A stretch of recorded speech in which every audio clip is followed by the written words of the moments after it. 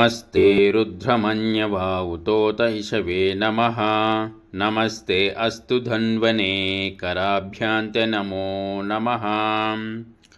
या ते रुद्रशिवा तनुशान्ता तस्यैर्नमो नमः।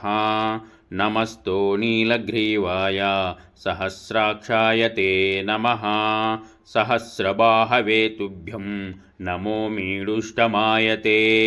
कपर्दिने नमस्तुभ्यं कालरूपाय ते नमः।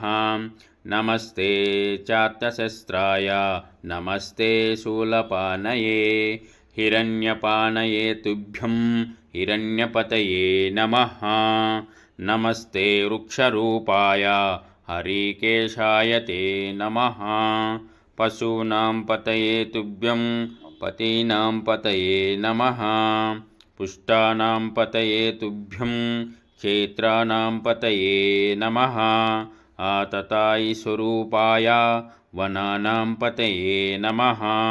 रोहिताय स्तपतये वृक्षाणां पतये नमः।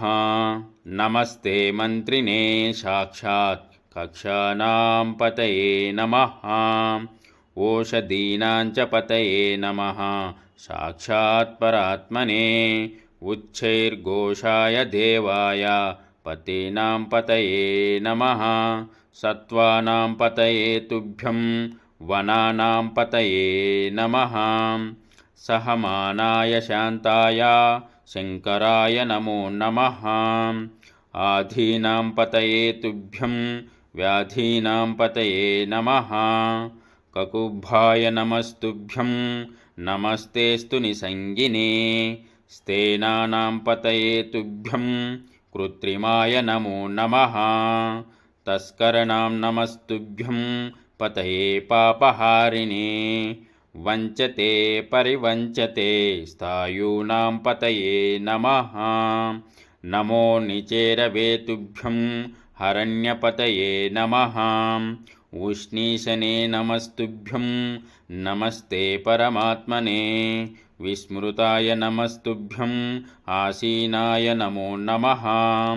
शयनाय नमस्तुभ्यं सुषुप्ताय नमो नमः।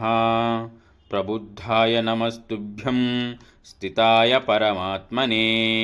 सभारूपाय ते नित्यं सभायाः पतये नमः।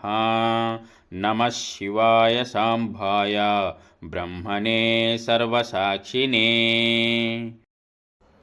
श्री उमामहेश्वराभ्यं नमः। धूपम् आश्रूपयामि। साध्यं त्रिवर्ति संयुक्तं बहिनानयोजितं मया गुहानमङ्गलं दीपं त्रैलोक्यतिमिरापहं भक्तादीपं प्रयाच्छामि देवाय परमात्मने त्राहि मां नरकाद्घोरात् दिव्यज्योतिर्नमोऽस्तु ते। श्री उमामहेश्वराभ्यं नमः। दीपं दर्शयामि।